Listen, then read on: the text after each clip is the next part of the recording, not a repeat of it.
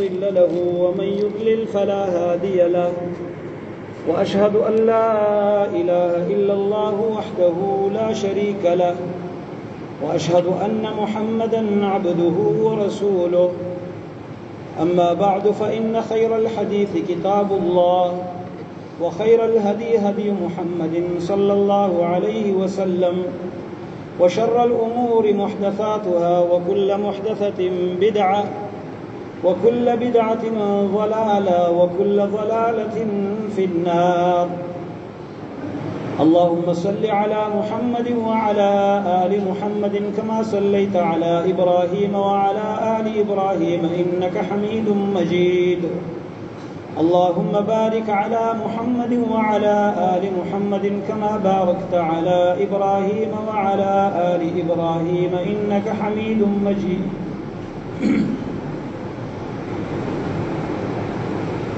أعوذ بالله من الشيطان الرجيم ألم تر كيف ضرب الله مثلا كلمة طيبة كشجرة طيبة أصلها ثابت وفرعها في السماء تؤتي أكلها كل حين بإذن ربها ويضرب الله الأمثال للناس لعلهم يتفكرون.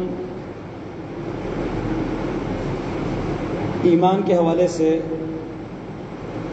کچھ مثالیں آپ کے سامنے رکھنے کا وعدہ کیا تھا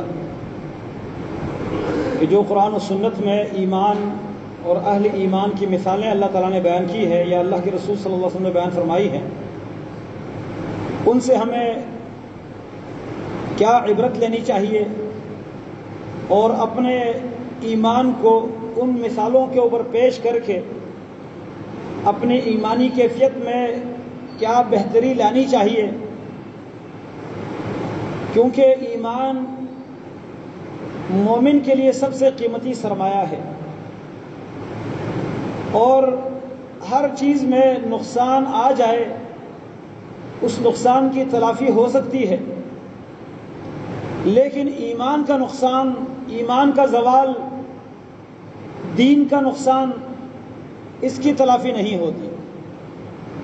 اسی وجہ سے رسول اللہ صلی اللہ علیہ وسلم اپنی دعاؤں میں ان الفاظ کے ساتھ دعا کیا کرتے تھے: اللہم لا تجعل مصیبتنا فی دیننا، اے اللہ ہمارے دین کے معاملے میں ہمیں نقصان نہ دینا، ہمارے دین کے معاملے میں ہمیں مصیبت میں نہ ڈالنا.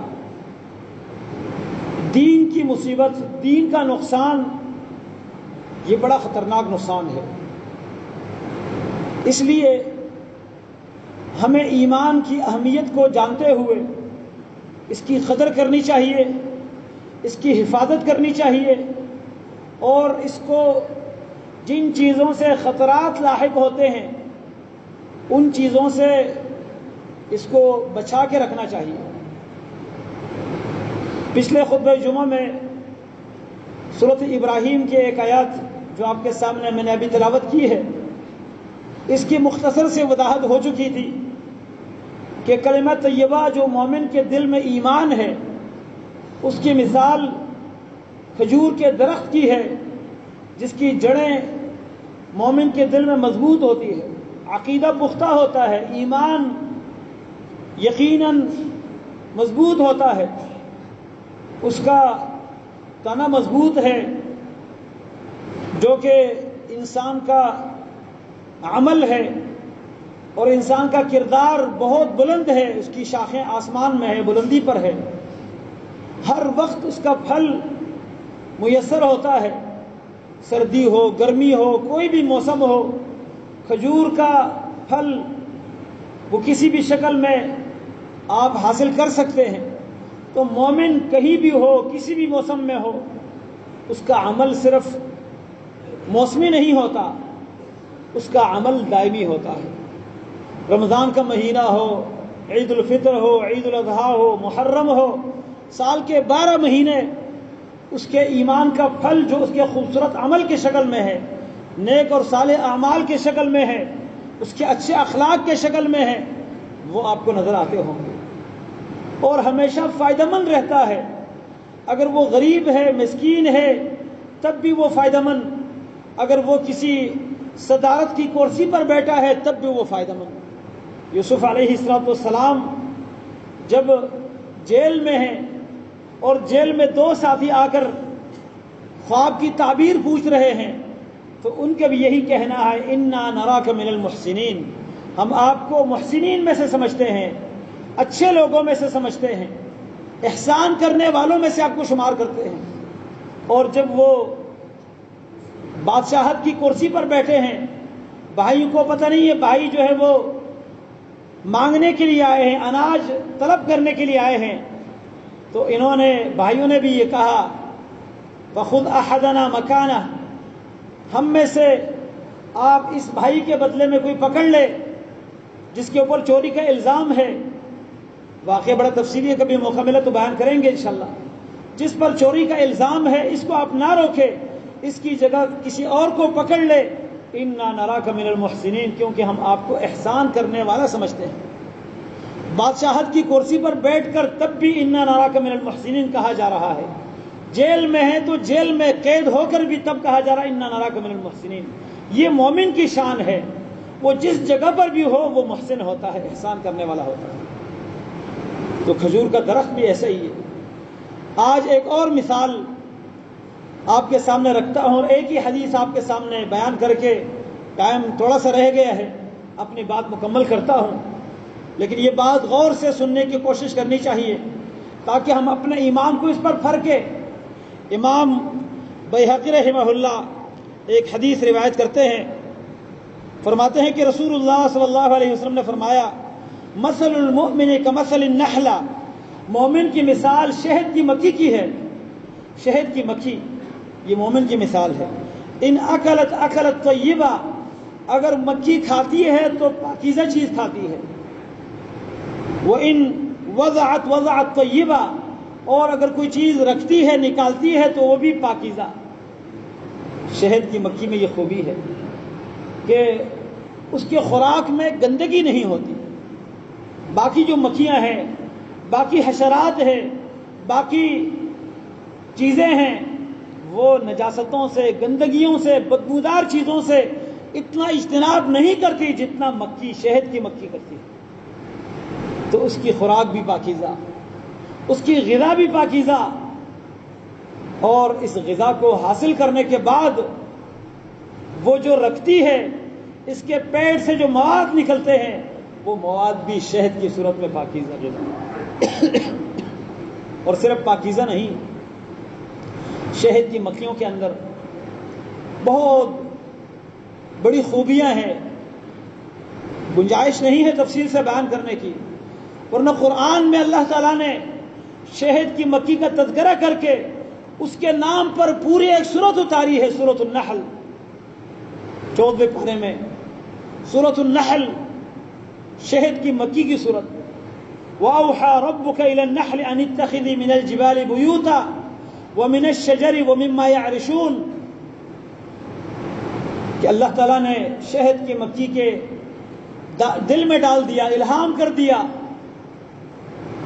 کہ تم پہاڑوں میں، درختوں میں، اور لوگ جو جھونپڑے اور چپر بناتے ہیں، گھر بناتے ہیں، ان میں سے اپنے لیے گھر بناؤ۔ پھر اس کے بعد ثم اسلکی سبل ربک ذللا، اللہ تعالیٰ کے راستے میں جھک کر عاجزی کے ساتھ، آرام کے ساتھ چلو، اور کیا کرو؟ غذا حاصل کرو، پاک غذا۔ پاک غذا حاصل کرنے کے بعد مکھیوں کے اندر بڑی خوبیاں ہیں۔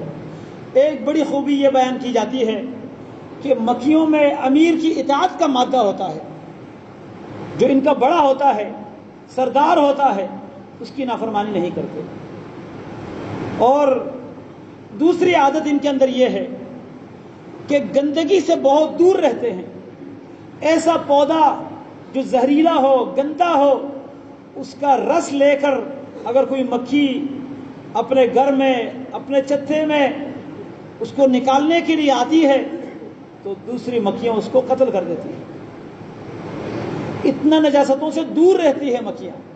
تو مومن وہ بھی ہمیشہ پاک اور حلال غذا کے پیچھے لگا رہتا ہے، وہ حرام سے اتنا بچتا ہے کہ وہ بھوکا مرنا برداشت کر لے گا، لیکن حرام کھانے کو کبھی برداشت نہیں کرے گا۔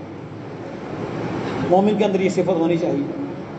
دوسری خوبی یہ ہے کہ امیر کی اطاعت۔ اللہ رب العالمین نے اسلام کے اعمال کو بھی امیر کے اطاعت کے ساتھ منسلک کر دیا۔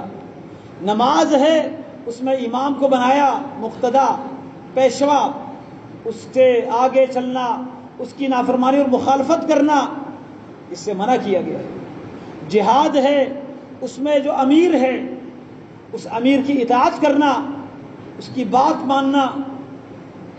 حکومت کے معاملات ہے، اپنے خلیفہ جو مسلمانوں کا خلیفہ ہے، مسلمانوں کا امیر ہے، اس کی بات ماننا، اس کی اطاعت کرنا۔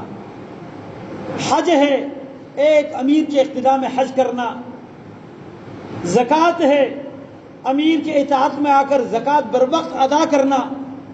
امیر کی طرف سے مقرر کردہ جو زکوٰۃ کے چیئرمین ہوتے ہیں، اس زمانے میں عمال ہوتے تھے، ان عاملوں کو زکوٰۃ ادا کرنا۔ یہ ساری چیزیں کیا ہے؟ اطاعت۔ اور مکی کے اندر ایک خاصیت یہ ہے کہ وہ راستہ نہیں بھولتی۔ جو اس کے متعلق تحقیق کرنے والے ہیں وہ کہتے ہیں ہزاروں میل سفر کر کے واپس اس کو اپنا راستہ ایسا معلوم ہوتا ہے جیسے چند کلومیٹر کے فاصلے پر اس کو اپنا گھر معلوم ہوتا ہے۔ راستہ نہیں بھٹکتی مکی۔ تو مومن بھی کہیں چلا جائے واپس اپنے دین اور اسلام کی طرف آتا ہے۔ پھر جو کھائے وہ پاکیزہ اور جو نکالے وہ پاکیزہ۔ مومن پاکیزہ کھاتا ہے، حلال کھاتا ہے، حلال حاصل کرتا ہے، اور جب بھی حلال کھائے اس کی جو صلاحیتیں ہیں، اس کا بولنا، اس کا کردار، ہاتھ سے، زبان سے، جس جسم کے حصے سے اس کھانے کی وجہ سے کوئی اثرات نمودار ہوتے ہیں تو وہ پاکیزہ ہوتے ہیں۔ وَهُدُوا إِلَى الطَّيِّبِ مِنَ الْقَوْلِ، باتیں بھی کرتے ہیں تو پاکیزہ، عمل بھی کرتے ہیں تو پاکیزہ، کردار پاکیزہ، نیتیں پاکیزہ، دل پاکیزہ۔ یہ ہے مومن۔ پیٹ صاف رکھتے ہیں حرام سے، شرمگاہ کو پاک رکھتے ہیں بے حیائی اور فحاشی سے، اپنی نگاہ کو پاک رکھتے ہیں غلط نظر سے، اپنی زبان کو غلط گوئی سے پاک رکھتے ہیں، گالی گلوچ سے پاک رکھتے ہیں۔ یہ ہے اس پاک کھانے کا اثر۔ اور جو حرام کھاتے ہیں وہ حرام کھاتے ہیں تو ان کی زبان پر بھی اسی طرح غلط گوئیاں، غلط باتیں، جھوٹ، ان کے ہاتھوں کے کردار میں بھی بہت گند، اور جو ان سے پیدا ہونے والی نسلیں ہیں اور اولادیں ہیں وہ بھی اسی طرح کے ناپاک اور گندے۔ حلال کھانے کے بڑے فوائد ہیں۔ تو شہد کی مکھی میں یہ خوبی ہے کہ ان اکلت اکلت طیبہ وان وضعت وضعت طیبہ۔ شہد کی مکھی میں ایک خاصیت یہ بھی ہے کہ شہد کی مکھی کو آپ کچھ نہ کہے وہ آپ کو کچھ نہیں کہے گی، آپ نہ چھیڑے آپ سے وہ دشمنی نہیں رکھے گی، لیکن آپ نے چھیڑ دیا تو پھر وہ اپنا انتقام لینے سے باز نہیں آتا۔ مومن کی بھی یہی مثال ہے کہ مومن اذیت نہیں دیتا، کسی کو تکلیف نہیں پہنچاتا، لیکن جب اس پر کوئی ظلم کرتا ہے، اس کے دین کو نقصان پہنچاتا ہے تو پھر وہ دشمنی بھی رکھتا ہے۔ ایسا نہیں کہ سب کے ساتھ دوستی، یہودی بھی دوست، ہندو بھی دوست، نصرانی بھی دوست، ادھر مسجد میں، ادھر مندر میں، ادھر مسجد میں، وہاں گرجے میں، ادھر قرآن ہاتھ میں نماز پڑھتے ہوئے اور وہاں پر میخانے میں۔ ایسا نہیں ہے جیسے ہمارے آج کل کے عام مسلمانوں کی کیفیت ہے کہ وہ بھی دوست اور یہ بھی دوست۔ نہیں، مسلمان کی دوستی مسلمان کے ساتھ ہوتی ہے، اور جو اس کے دین کا دشمن ہے اس کے ساتھ کبھی بھی اس کو محبت نہیں ہوتی، دوستی نہیں ہوتی۔ لا تجد قوم یؤمنون باللہ والیوم الآخر، قرآن میں اللہ نے مثالیں بیان کی ہے کہ کسی مومن کو آپ نہیں پائیں گے یوادون من حاد اللہ ورسولہ، اللہ اور اس کے رسول کے مخالفوں کے ساتھ وہ دوستی نہیں کرتے، اگرچہ وہ سگے باپ، بھائی، رشتہ دار کیوں نہ ہو۔ تو یہ ہے ایمان، اور یہ ہے شہد کی مکھی کی مثال کہ اس کی دوستی بھی ہوتی ہے، بے اذیت چیز ہے، بے ضرر چیز ہے، لیکن اس کو نقصان پہنچانے والے پھر اس کی دشمنی سے بچتے نہیں ہیں۔ تو مومن بھی دوستی بھی رکھتا ہے لیکن دشمنی سے بھی ایسا غافل نہیں رہتا، دشمنوں کے ساتھ دشمنی بھی کرتا ہے۔ اور اس کے بعد رسول اللہ صلی اللہ علیہ وسلم نے اسی حدیث میں مثال بیان کی ہے، وَإِنْ وَقَعَتْ عَلَى عُودٍ نَخِرٍ لَمْ تُكْسِرْهُ، اگر کسی بوسیدہ ٹہنی کے اوپر بھی بیٹھ جائے تو اس کو یہ مکی توڑتی نہیں ہے۔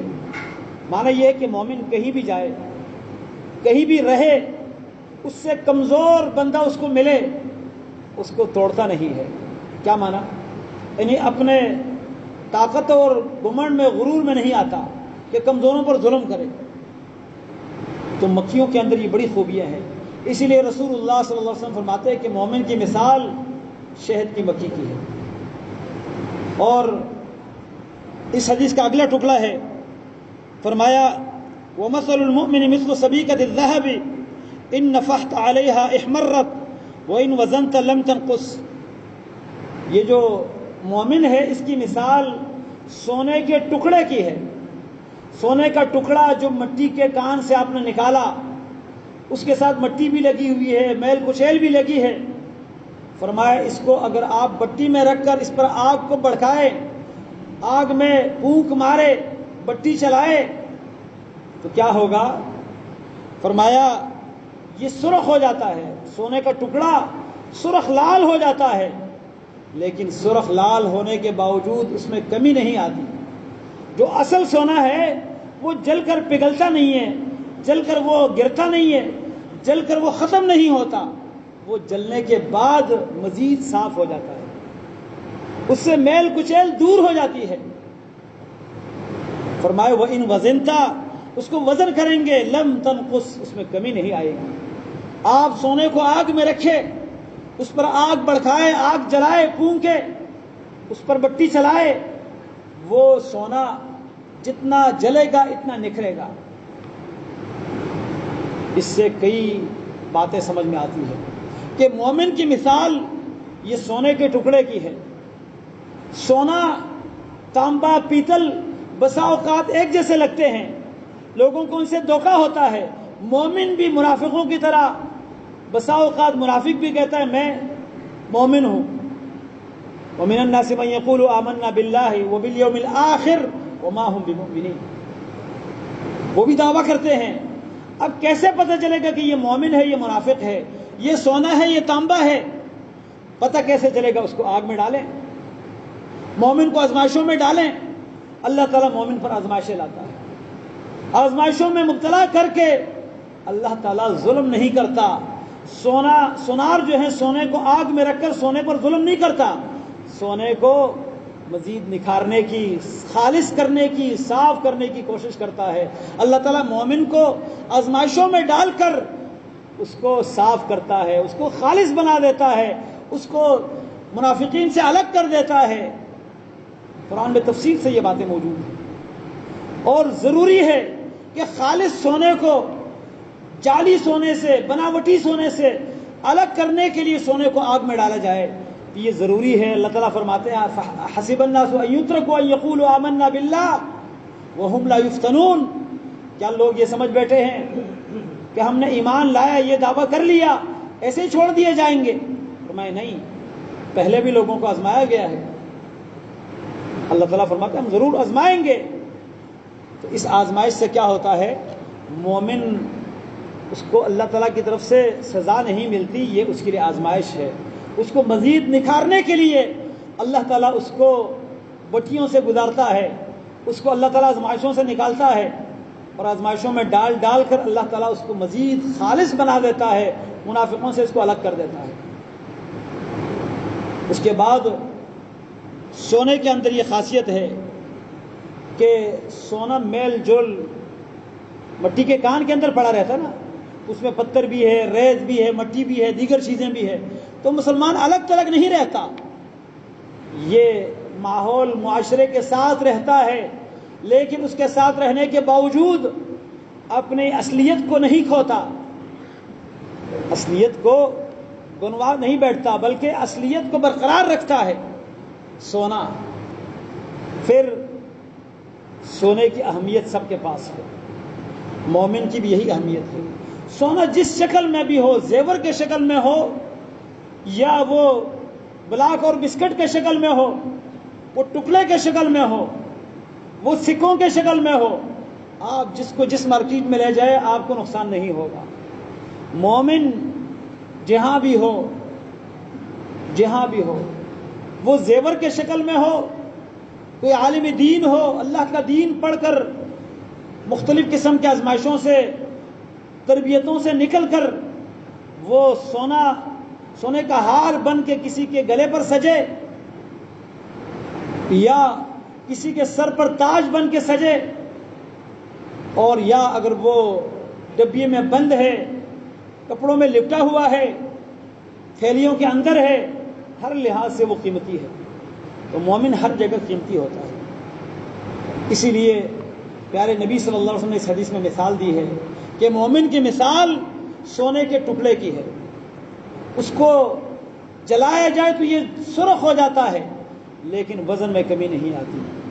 مومن کو آزمائشوں سے گزارا جائے تو اس کا ایمان مزید نکھرتا ہے، زائل نہیں ہوتا، اور جس کا ایمان ڈگمگا جائے آزمائشوں کی وجہ سے، وہ ایمان ہار جائے تو وہ مومن نہیں، وہ خالص نہیں تھا۔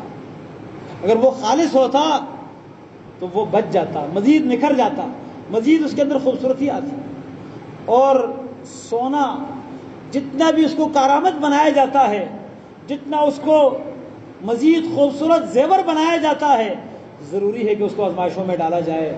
تو مومن جتنے آزمائشوں سے گزرے گا اتنا مزید نکھرے گا، اتنا مزید جو ہے وہ زیور بنے گا، قیمتی بنے گا۔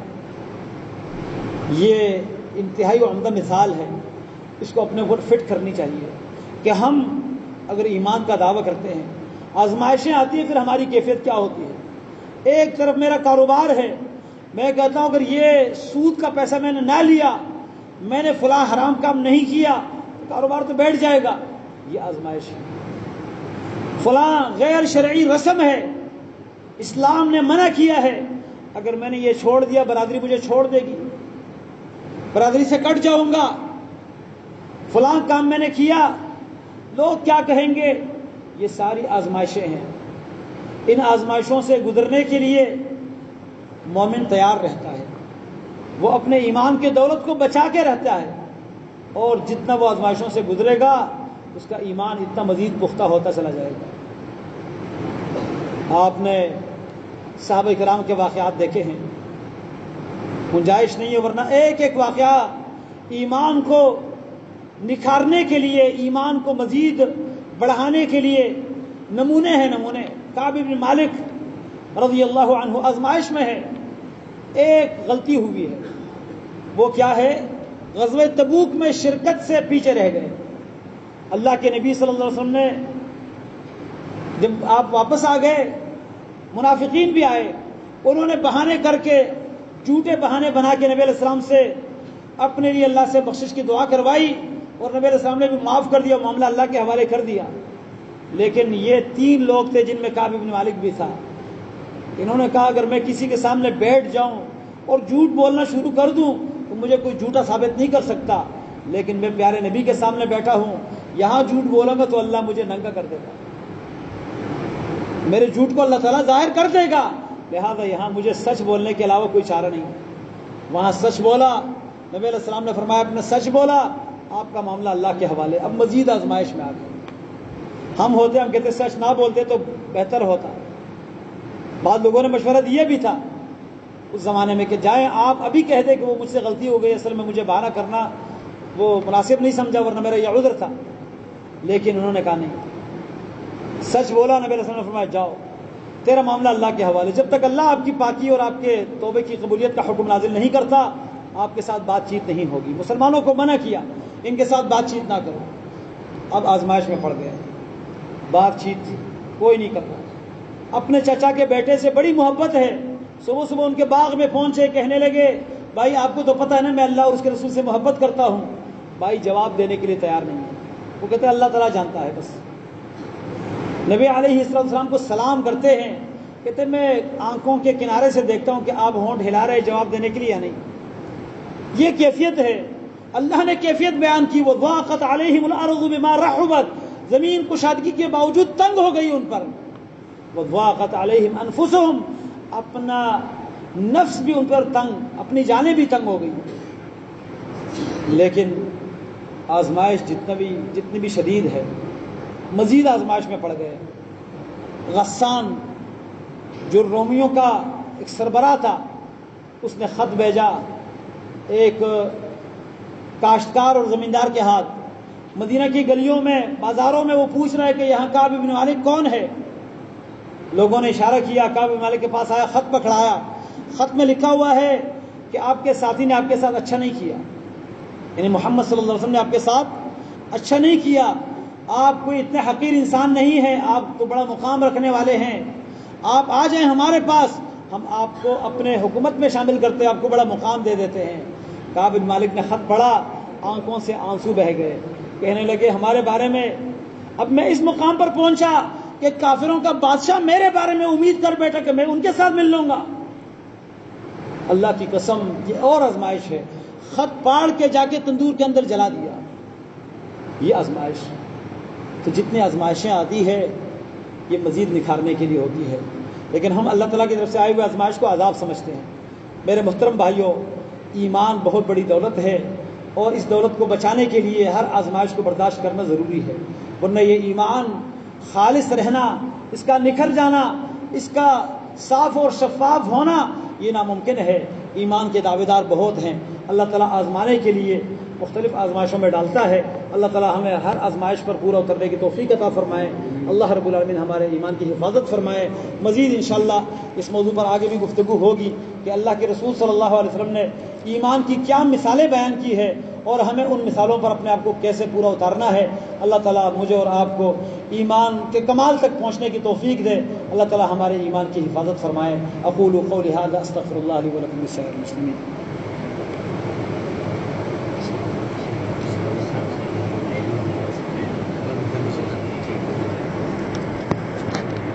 إن الحمد لله نحمده ونستعينه ونستغفره ونعوذ بالله من شرور أنفسنا ومن سيئات أعمالنا